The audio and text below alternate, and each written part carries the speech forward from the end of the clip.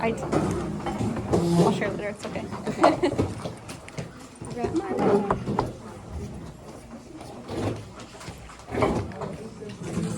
Alright. Hello, everybody. Very excited to be here. I know I very briefly introduced myself in class, but I'm going to introduce myself again. So, Miyu Yang. My name is Emma Avilica Herrera, and I am Pam Puicham from the Pechanga Band of the Sanyo Indians. Do we know where Pechanga is? They're all the same, just Yeah? Oh, you're the first one today. I'm so proud of you. Anybody else know? that would be Do we know where Temecula is? Yeah. Super close by, it's in our backyard. The Pechanga Indian Reservation is in Temecula, basically. It borders Temecula. And I grew up on the Pechanga Indian Reservation with my family, with my siblings, right next door to my grandma and my uncle and my cousins, and then many other extended family members who some of them I don't even know, right?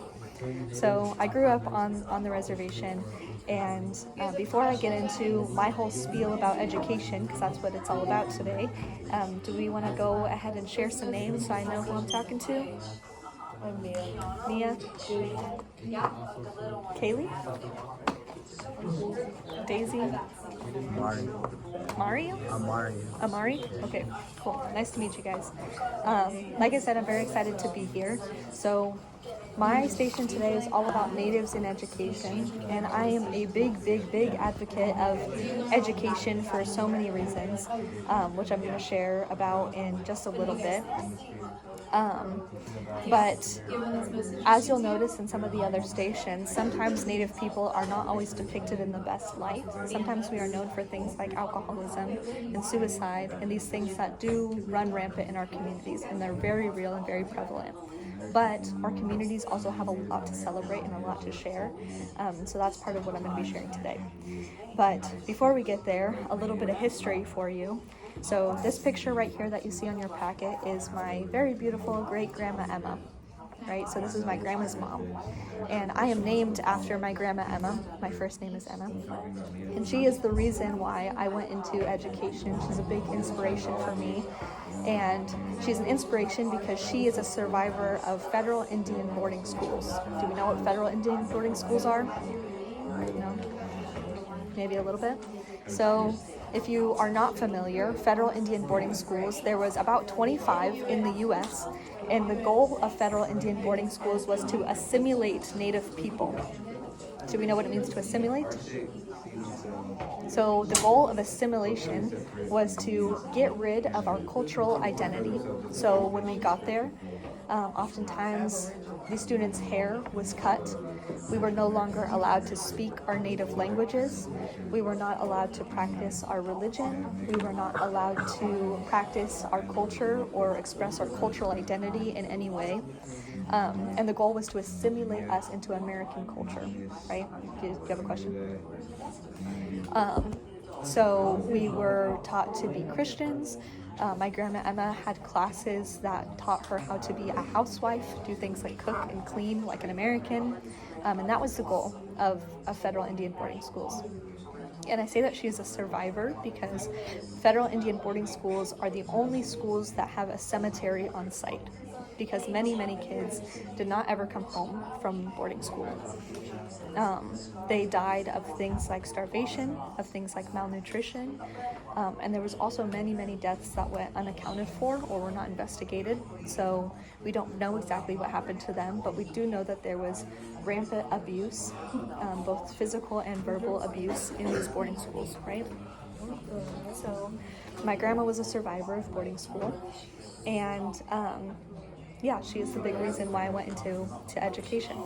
So if we turn the packet one page, you'll see here I have pictured, this is a picture of me at my graduation and my grandma. So this is my grandma Emma's daughter.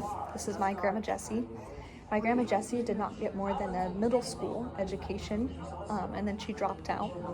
My dad, he was the first one to graduate from high school, their generation. And me, I was the first one in my family to graduate from a 4-year college, and not just any college. I graduated from UCLA. So UCLA, any four-year college, is a big deal, big accomplishment, right? But UCLA was a big deal, not just for me, it was a big deal and accomplishment for my entire family and my entire community, because we had a very long history of horrible experiences in education. Education was not something that you wanted to be in, it was not a space that you wanted to be in at all as a Native person. And so I'm very fortunate to be part of a generation that is reclaiming educational spaces, that is taking education as an opportunity to, one, learn and get a good job like everybody else, but also to represent and share our culture and experiences in a good way, in a positive way. Instead of going to school to erase our identity, we are going to school to advocate for our identities and our culture and our communities, right? So tribal communities are what's considered sovereign nations. Do we know what a sovereign nation is? I know I'm throwing a lot of big language at you today, so thank you for hanging in there with me.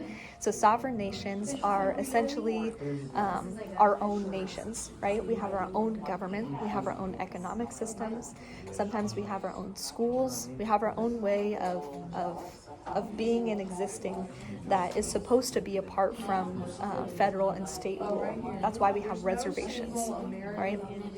And so the goal of reservations, well, that's a whole nother history that I'm not going to go down today. They weren't always a great thing.